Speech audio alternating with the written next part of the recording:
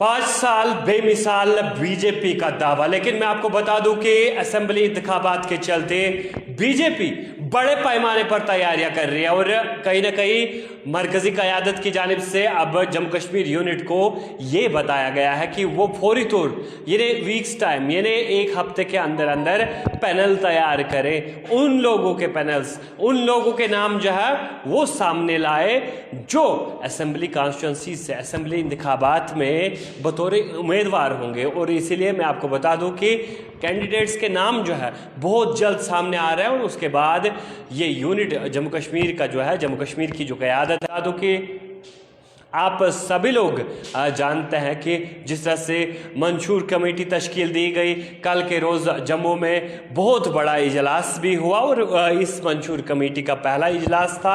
आज के रोज़ जम्मू में एक बहुत बड़ी रैली भी इस वक्त चल रही है। लेकिन साथ ही साथ मैं आपको ये भी बता दूं कि बीजेपी लोकसभा इंतखाबात के बाद मुसलसल तैयारियों में लगी हुई है। आप इस लाइव सेगमेंट को शेयर कीजिए, कमेंट कीजिए और साथ ही साथ मैं आपको ये भी बता कि जिस तरह से जम्मू कश्मीर की जो रीजनल पॉलिटिकल पार्टीज हो या कांग्रेस की हम बात करें तो तमाम पॉलिटिकल पार्टियां जो है एक लंबी मुद्दत से गुहार लगा रही थी कि जम्मू कश्मीर में असेंबली इंतखाबात होने चाहिए। लेकिन आज मैं लोकसभा इंतखाबात के बाद की बात करूं तो बीजेपी ने लोकसभा इंतखाबात में जिस तरह से कैंपेन किया, जिस तरह से मुहिम चलाई, तो बिल्कुल मुसलसल वही कैंपेन, वही मुहिम उसी जोश व खरोश के साथ जारी। आपने देखा कि सुप्रीम कोर्ट की हिदायत पर जिस तरह से बताया गया कि जम्मू कश्मीर में असेंबली इंतखाबात जो है सितंबर 30 से पहले पहले होने चाहिए। लेकिन इलेक्शन कमीशन की जानिब से भी तैयारियां मुसलसल जारी है और जम्मू कश्मीर में इलेक्शंस के हवाले से अब जो है इशारे बिल्कुल मिल रहे हैं कि बहुत जल्द यहाँ पर असेंबली इलेक्शंस होंगे। लेकिन ज़मीनी हक़ाइक़ क्या है, क्या ज़मीनी सूरत हाल जब हम देखते हैं तो बीजेपी लीडरान जो है वो जगह जगह जाते हैं, कई सम्मेलन जो है वो ऑर्गेनाइज किए जाते हैं, पब्लिक आउटरीच प्रोग्राम्स जो है वो ऑर्गेनाइज किए जाते हैं। तो साथ ही साथ मैं आपको बता दूं कि इस वक्त हमारे साथ BJP general secretary Ramban Mohammad Salim Bhat साहब भी मौजूद है। किस तरह की तैयारियां हैं सलीम साहब, क्या कहेंगे? जिस तरह से असेंबली इलेक्शंस की मांग की जा रही थी लेकिन अब वो 2 दिन दूर नहीं है, बहुत जल्द असेंबली इलेक्शंस जो है वो जम्मू कश्मीर में हो रहे हैं। देखो सर, पार्टी का जो टास्क हमें मिलता है हमारे हाई अथॉरिटीज़ को, कल जो बैठक हुई तो वो हाई अथॉरिटी की बैठक थी। वो हर डिस्ट्रिक्ट से हर पैनल की रिपोर्ट मांगते हैं। अब वो हाई अथॉरिटी का मैटर है, उसमें तो हम तो छोटे से अधिकारी हैं, तो बड़े अधिकारियों का काम है। हर पैनल से 3-3, 4-4 नाम जाते हैं। पार्टी किसको मौका देती है वो भी पार्टी खुद डिसाइड करती है। हम भारतीय जनता पार्टी के कार्यकर्ता हैं, हमें तो 24 घंटे पार्टी के लिए काम करना पड़ेगा अगर हम बनिहाल से चाहते हैं कि सफलता होनी चाहिए। ख्वाब है, बनिहाल की धरती पे हमने कमल का बीज जो बोया है, चाहे वो महू ले लो, मंगत ले लो, सीनाबती ले लो, कड़हाल ले लो, पूरी बनिहाल की वासी मतलब पूरे एरिया से हमने कमल का बीज बीजा है। तो इंशाल्लाह जो हमारे कायद है नरेंद्र भाई मोदी जी, जो उन्होंने काम किए हैं, काबिल तारीफ़ जो काम किए हैं, मैं कहता हूँ कि ये ऐसा कायद तो हमको 100 साल पहले मिलना चाहिए था। हमें तो ये 100 साल लेट मिला। हमारे जेलों में कितने सारे लोगों को, चाहे वो एनसी को ले लो, चाहे वो पीडीपी को ले लो, चाहे वो कांग्रेस को ले लो, बहुत हमारे देश के नागरिकों के साथ सौतेली माँ का सलूक किया गया।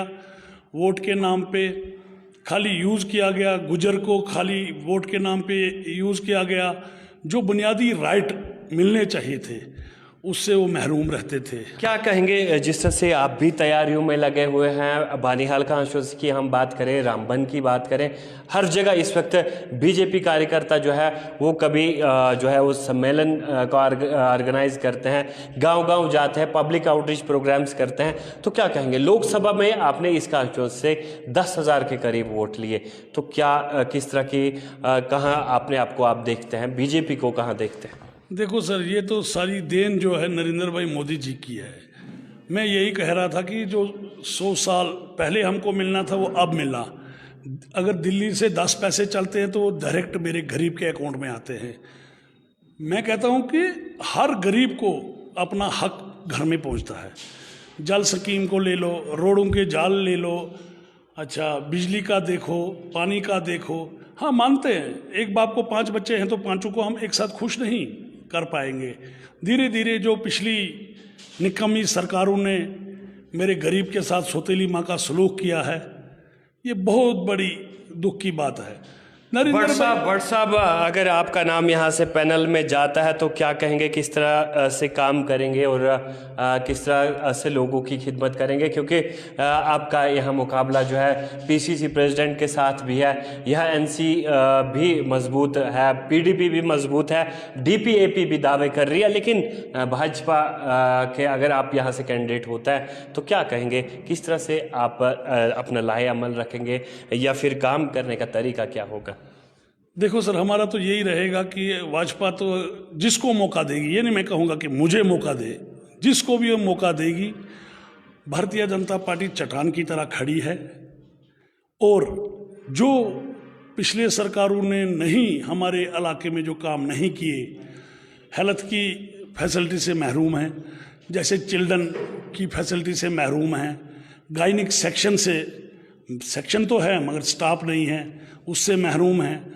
मुझे रोना आता है, अगर आज़ादी हमें मिली है 47 से लेके, क्या महू वालों का हिंदुस्तानी होना कोई गुनाह है?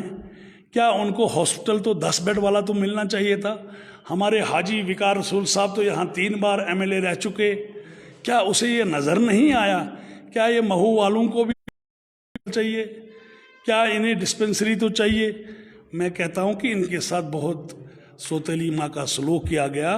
भाजपा जिसको मौका देती है, हम कहते हैं कि हम दिन रात मेहनत करके अपने इलाके को सजाएंगे और जो दिल्ली वाले को फैसिलिटी है वो मेरे बनहाल वाले को भी मिले, नील वाले को भी मिले, महू वाले को भी मिले, मंगित वाले को भी मिले।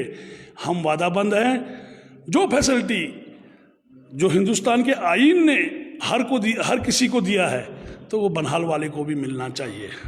तो बहुत बहुत शुक्रिया बीजेपी जनरल सेक्रेटरी रामबन, हमारे साथ मोहम्मद सलीम भट्ट साहब मौजूद थे। लेकिन मैं आपको बता दूं कि बड़े पैमाने पर बीजेपी जो है वो तैयारियों में जुटी हुई है, तैयारियां कर रही है, लेकिन कहीं ना कहीं अब मैं आपको बता दूं कि सेंटर की जानिब से जम्मू कश्मीर यूनिट को एक बार ये हिदायत दी गई है कि वो पैनल तैयार करे और कम से कम एक पैनल में 3-3 नाम होने चाहिए जिनको मैंडेट जो है वो मुख्तलिफ कॉन्स्टिट्यूंसीज से दिया जाएगा। और कुल मिलाकर जिस तरह से आपने बीजेपी चीफ रविंदर रैना का बयान भी कुछ रोज कबल सुना, उनका मानना था कि जम्मू में जो है हम अपने बलबूते पे लड़ेंगे, वादी कश्मीर में कहीं ना कहीं कुछ लोगों के साथ अगर अलायंस भी हो सकता, लेकिन कुल 90 की 90 सीटों पर बीजेपी अपने उम्मीदवार जो है वो खड़ी करेगी और जीत के जो है झंडे गाड़ने की कोशिश करेगी। फिलहाल तमाम पॉलिटिकल पार्टियां जो है इस वक्त दावेदार है, दावे तो कर रही है कि इस बार जो है असेंबली इलेक्शंस में वो जो है बड़े मार्जिन के साथ कामयाब होंगे और अपने बलबूते पर सरकार बनाएंगे। लेकिन मैं आपको बता दूं कि अब जो है इलेक्शंस के लिए तैयारियां जो है वो जोर व शोर के साथ जारी है और उम्मीद करते हैं कि बहुत जल्द जम्मू कश्मीर में इलेक्शंस हो। 8 से 10 तक इलेक्शन कमीशन ऑफ इंडिया का एक वक्त जो है जम्मू कश्मीर के दौरे पर भी आएगा। उसके बाद ये तय होगा कि कब यहाँ पर इंतखाबात जो है वो कराए जाएंगे। तो फिलहाल बड़े अपडेट के साथ ये सोहेल जावेद को दीजिए इजाजत। आप देखते रहे अर्ली टाइम्स।